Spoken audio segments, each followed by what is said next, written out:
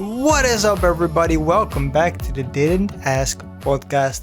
As always, I'm your host, Djimon, and today I will be diving back into the world of Reddit to see what the people asked Reddit and didn't ask me. How has your week been? I hope you had a good week, as always. I hope you have listened to the previous podcast because we're already on episode 25, which means that there are 24 more episodes for you to listen to on your favorite podcast service around the world.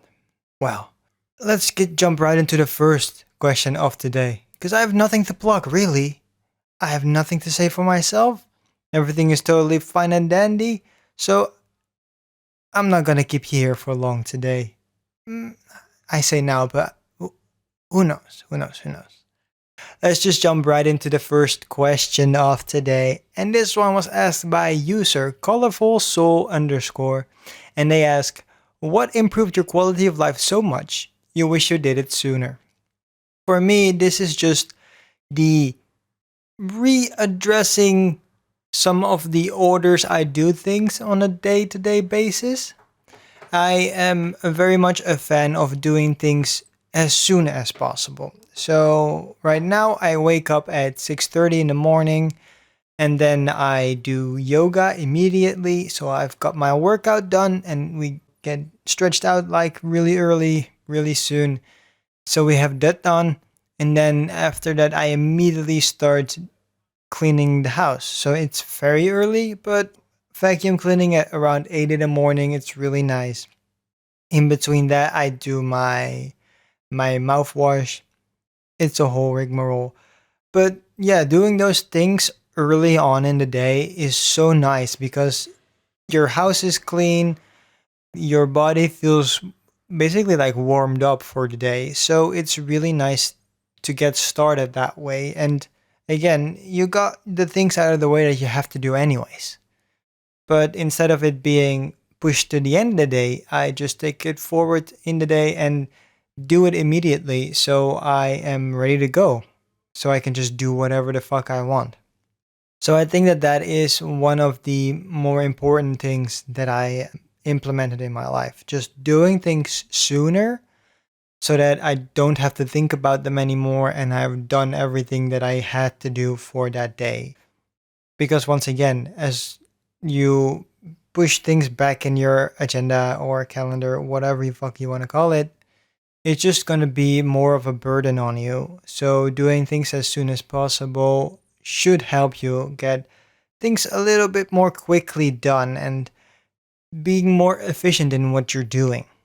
So, colorful soul underscore. What improves your quality of life so much you wish you did it sooner? And for me, that is just doing your chores and the things that you have to do as early as possible. Because when you do things earlier, that means that you have the whole day to do whatever the hell you want, and you've got the things done that you had to do for that day. So, thank you for your question. Moving on to the second question for today. This one was asked by Crooklyn Knight, and they ask non-USA Redditors, which American restaurants have you always wanted to visit? And this is a fun one because I have been to the United States a couple of times, yet there are still some restaurants I have never visited. I have visited the staple, you should call them, I guess you can call them restaurants like IHOP, like Denny's, like Olive Garden. I even went to a Coco, which that was great. Coco is such an interesting thing because Coco to me is very much what you see in movies when they go to a diner where he's like, oh, I can sit here and have a pie and whatever. It's very cool. So I would definitely recommend everybody that has a Coco somewhere close to go to it. It's really fun. And especially if you're from outside the US, it's such a trip to go to a Coco. That being said, there are still some restaurants I have not been to, and one of them is Chick-fil-A. And Chick-fil-A is an interesting one for me because I'm a big lover of chicken. Everybody that knows me knows that every time I go to London, I have to visit a Nando's at least once and have their chicken there. It's fantastic. I always go for the mango lime sauce. It's not spicy, which probably people will throw shade at me for that, but I just don't like spicy food. I just can't deal with it. So I go for the mango, and I love mangoes, by the way. Like, outrageously love mango. So I'm going for the mango lime sauce. It's sweet. There's a little tang to it, and it's so good. So Chick-fil-A is one of the restaurants I would like to visit. Sadly, Chick-fil-A is run by a bunch of Christians that hate everything that has to do with the LGBTQ community. So that is kind of holding me back from visiting their restaurants because I'm just like, I don't want to support these political rallies and whatever the fuck they do against the LGBTQ community. I know that it is really hard to live a political, moralistic lifestyle because everything that you do is in some way, shape, or form bad for somebody else. In what shape that is. Because if I buy a PlayStation, that plastic is made out of oils, which come from oil fields somewhere in Africa. You name it, the fucking consoles are being assembled in some Chinese sweatshop. You can go on and on and on and on, and I get that. But I try to do as much as I can. And something so obvious is very easy to me. And this is gonna sound also very fucking hypocritical, but like, for me, it's easier to cut a restaurant out of my chips planning than it is, to cut a whole brand or PlayStation or whatever out of my life. So when I have the opportunity to do so, I will choose that opportunity. So with that being said, another restaurant that I really would like to visit is Outback Steakhouse. Because I keep hearing people talking about Outback Steakhouse and how great it is and everything you can eat over there. And, it's inspired by Australia, inspired, not based on, because apparently it's nowhere close to what anything that Australia is. But still, it is one of those restaurants I would like to see up close and see what they serve and what it actually tastes like. Because that's the thing that I keep hearing about. I keep hearing people talk about, their steak and the mashed potatoes and you name it, they have it. And I would really like to try that one. So, user Brooklyn Knight, which is a good username by the way. Non-USA Redditors, which American restaurants have you always wanted to try? And one has to be Chick-fil-A, and the other has to be Outback Steakhouse, with Chick-fil-A having a big asterisk next to it because of their political stances on certain social issues. Thank you for your question, Brooklyn Knight. Going to the third question of today. And this one was asked by user Giant Flying Spider, and they ask, people who wear glasses, what are things non-glasses wearing people will never experience understand about wearing glasses? And this is a fun question because I have been wearing glasses for about 12 to 14 years now, I think. It's somewhere around there, yeah. So maybe even 15 years now, actually, come to think of it. Well, it's at least quite some time, and luckily I have switched over to wearing lenses as well next to my glasses, but still, glasses, I wear them every day and they still are a pain in the ass sometimes because I have pretty bad eyes, which result in me not really seeing anything without them. And the funny thing that I always have is that every time I go shower, I, lay my glasses down, go shower, and then I come back into my room and cannot find my glasses. And that's not because I put them somewhere else or my mom put them somewhere else. No, it's just because I can't see them. And that's one of the things that I find so annoying with wearing glasses, that it doesn't matter where I put them. I will probably not find them in first glance because I just can't see them. Next to that is also the fact that it's really hard to go outside when it rains. And especially when you have to drive a bike, which I live in the Netherlands. And of course, we drive bikes everywhere. Everyone drives a bike. We ride them as much as we can because we're a bike nation.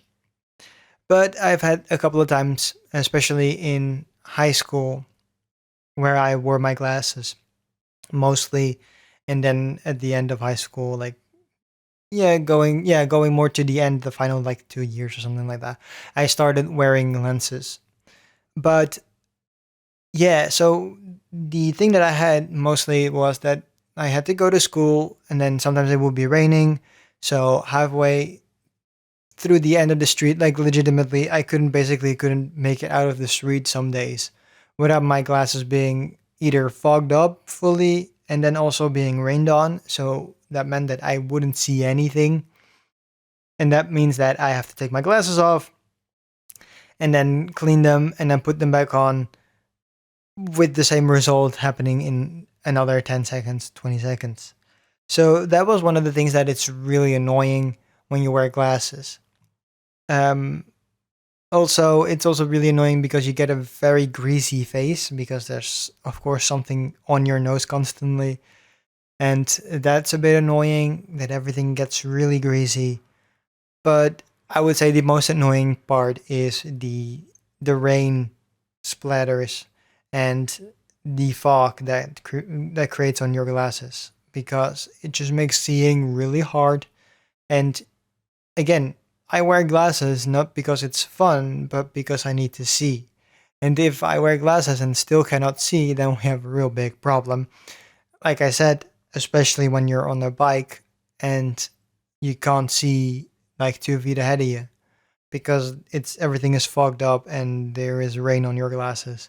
So everything is wet and damp and you name it. All the words.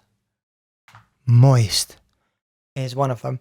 Um, So yeah, that those are the most annoying things. So giant flying spiders, people who wear glasses. What are things non-glasses wearing people never experience, understand about wearing glasses? And that for me is one, losing your glasses because you just can't see them, even though they're probably clearly laid out on a table. Two, the fogging and the rain on your glasses when the weather is a bit shit because it makes it really hard to see to begin with, especially when you're on a bike. Then it just sucks, and it's the worst thing that can happen. And yeah, if you can wear lenses, please switch over to contact lenses because they open a whole world for you. It makes things so easy and so nice. So thank you for your questions, giant flying spiders. Moving on to the fourth question of today. And this one was asked by user Londoner421. And they ask, what video game universe could do well as a movie? And I'm gonna do a little bit of a cop out answer because I'm gonna say the Sony mascot universe. And by mascot universe, I don't necessarily mean Uncharted and stuff like that and The Last of Us, but more so the kid focused mascots. So actually like the mascots. Like Ratchet and Clank and Jack and Daxter and Sly Cooper. Even though we already got a movie, and I don't know if it performed that bad, but I still think that there is some merit to those franchises, and I think that they could be very interesting for movies, especially because they are more kid focused. And with those franchises, you have like a perfect Venn diagram of people that could be interested in that, where it's on one side, it's Sony fans that grew up with the movies or that grew up with the games, excuse me. And then another part of kids being interested in the figures and you name it, but then also the people that were interested and now have kids on their own that would love to go see that. So I think that there is a pretty big area where this could be a very interesting thing. And once again, we already have a Ratchet and Clank movie. I know that, but I still think that bringing in Sly Cooper and bringing in Jack and Daxter into that universe, because they are in the same like multiverse, I believe. I think that that could be very cool, especially since Sony is making Ratchet and Clank games now. Still, we haven't heard from Jack and Dexter and Sly Cooper in a while, even though Sly Cooper did get a TV series greenlit, and that sadly never came out. So that's kinda sad. But I still think that it could be a cool universe to make a movie of. Now, I was scrolling through the comments a little bit, and somebody named Mattersons. You spell it MatthrZns, says control. And as a big fan of control, I would say that would be fucking awesome. Especially because we're still in the age of the superhero. There are superhero movies every week, it seems. We are now days removed from Shang-Chi being in the theaters. So we're still in that zone, in that era.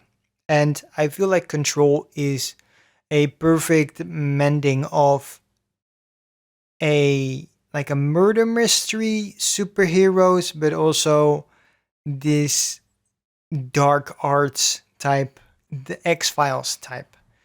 And Control is such a cool game. What also makes this very cool is that the actress that played Jesse Faden, so the main part in the game, is not just a voice actor, but is actually an actress, and they modeled the character after her.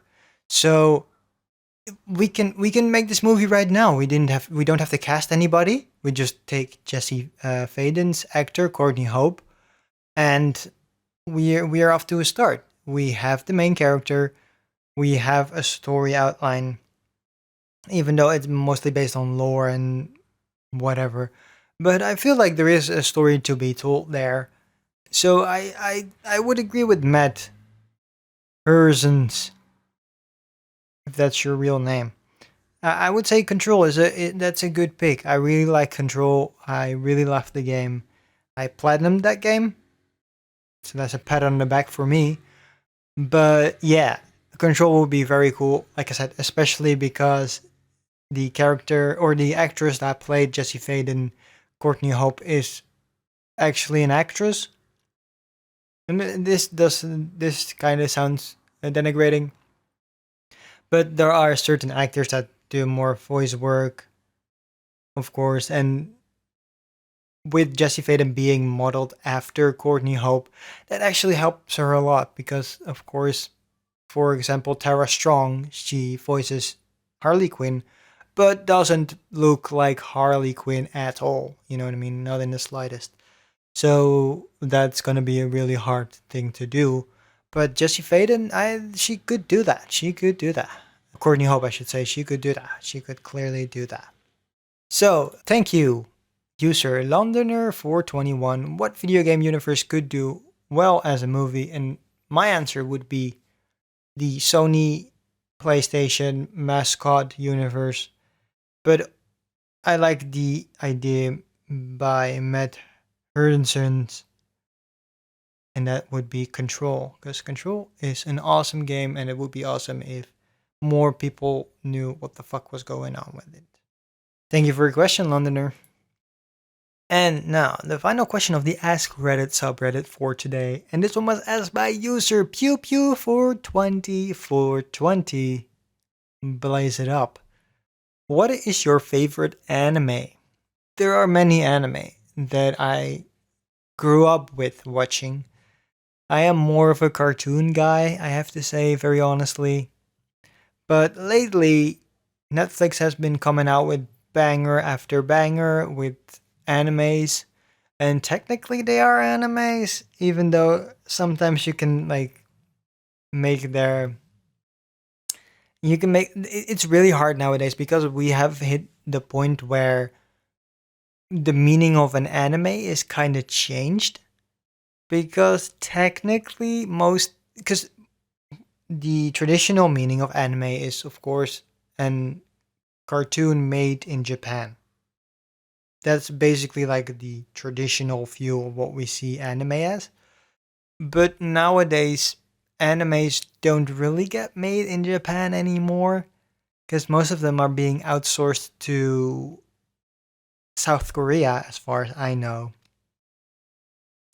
But the same thing happens with cartoons, like American and Western cartoons, but also those are also being basically done on contract by South Korean companies. So technically, do we consider cartoons anime in that sense? Because technically they were made in, Asia, the intent, and I don't know how you want to see this. But if I have to say, like my one of my favorite animes has to be Pokemon, of course, because I grew up with Pokemon and still catch an episode here or there, and they're still kind of fun to watch, even though the story is basically repeating itself constantly. But I still think that there is some fun to be had with Pokemon. That being said, I have to give a shout out to Castlevania on Netflix. It's such an awesome show. And with that, I also have to give a shout out to Voltron, which this is Voltron is where we get into the weird gray area where it technically is an American company giving the directions for that for the cartoon, but it is being made by a South Korean company. So technically, it is an anime because it's made by a company that does a lot of anime. So that's always really hard. I'm I have always had this discussion with people when it comes to Avatar: The Last Airbender, where people are saying like, "Oh, it is an anime," and then I'm saying, "No, technically it's not because it's made by Nickelodeon, which is an American company, and I believe the creators themselves are Canadian even." I'm not fully sure about that, but the animations on The Legend of Korra specifically are done by Studio Mir, and Studio Mir is, I believe, in South Korea. I'm now just blabbering with information I don't fully have. Yeah, so I had to look it up. Studio Mir is indeed a South Korean company. So, like I said, there is such a weird, you know, definition when it comes to anime and what it is. Because again, Legend of Korra is technically not an animation because it's done by Nickelodeon, but because it's done by a studio that does other anime projects, is it an anime? You know what I mean? But yeah, for me, I would say that Pokemon is definitely one, and Castlevania right now is really cool. I'm also watching Shaman King right now on Netflix, just very anime and has the fucking anime ass intro, which I miss the old intro that Shaman King had. But yeah, man, this is still pretty cool. So yeah, going back to the question asked by Pew Pew 42420, what is your favorite anime? And I have to say Pokemon and Castlevania. I think those are the clear answers for me right now. So thank you for your question. And now we move on to the Am I the Asshole subreddit. This one with a question coming from user Boohoo for you. And they ask, am I the asshole for refusing to sell my flat to the highest bidder? My 31 female fiance, 31 male, and I are in the process of selling our respective flats in order to purchase a house together. With you calling it a flat, I am assuming that you are British. We've been together a long time but always worked in different cities, so it made sense to keep our separate places. But he has now got a new job in my city, so we are buying a place together. His flat sold pretty quickly. I'm still in the process of selling mine. So, I put my flat on the market, and luckily, it's had a fair amount of interest. Pretty early on, an investor buyer, so someone who already owns multiple properties and intended to buy the flats to rent out for profit, submitted an offer 10k less than it's worth. probably hoping to capitalize on someone so desperate to move that they'd sell it for cheap. Obviously, I rejected this offer, and a couple of weeks later, a lovely father and his disabled son, who were looking for an accessible ground floor flat like mine to move into to help his son gain more independence, viewed the property multiple times and then put in an offer of exactly what I wanted it for. I only met them briefly, but they seemed like nice people. As I don't agree with landlords on principle, I was thrilled to be able to sell the flat I loved so much to people that deserved it. They made an offer on Friday, so I was waiting until Monday to formally accept it. When over the weekend, the investor buyer that had lowballed me previously came out of the woodwork and offered me 2.5 grand more than the man and his son. So here's where my fiance and I disagree. He thinks I should take the higher offer, as I don't owe anything to the father and son, so why would I turn down more money? He also believes that because we're going to be buying a property together, he should have some say on how much money I end up with to put towards it. Thing is, we were never intending to use all the money we made from selling our flat on the next property, anyways. Some was always going to be back in savings. And I said I was happy to take the loss on my savings rather than his. I can see where he's coming from, but I just really don't want to see my lovely little flat go to some greedy investor to make an easy buck on. I don't see it as losing money because I never expected to get more for it than I advertised it for. I just want to do the right thing morally, and I want this guy and his son to have a win rather than just lining the pockets of another landlord. I guess my fiance wants the best for us, and me denying that could make me the asshole, but I think it should be my decision. Am I the asshole? That was a bit of a long question, but I think that it's an interesting one. And of course, every time I do an Am I the asshole, it's about a wedding. So this is clearly something different. And I won't have to say this immediately, boo for you. You are not the asshole. You are looking out for somebody else, which is really nice. And your fiance has to understand that because you're not doing it just to take a lower offer. You're doing it to help a family that needs help in a way. And yeah, selling your apartment to a landlord is not the best decision you do. And that being said, it's about 2.5 grand. And granted, no pun intended, 2.5 grand is a lot of money, but it's not life changing money. So when it comes to you having savings and all that, I don't really understand that your fiance is being such a he's a little bitch. Even though I shouldn't say that, but why is he whining about 2.5 grand? If it was, $10,000, I would be like, okay, well, I can understand it because that's quite a lot of money that you're leaving on the table. But 2.5 grand is, in my opinion, not that much, and not, it's not gonna break the bank, or it's not gonna fill your bank that much. So I would say boohoo for you. You are not the asshole. And I feel like your fiance just has to come to the understanding that you want to help somebody, and it gives you a better feeling by selling your house or your flat to the father and disabled son than it does for you to sell it with a slight profit, because it's just going to give you such a bad feeling in hindsight. So I don't think the 2.5 grand is going to be worth that hassle. So boohoo for you, and thank you for your question.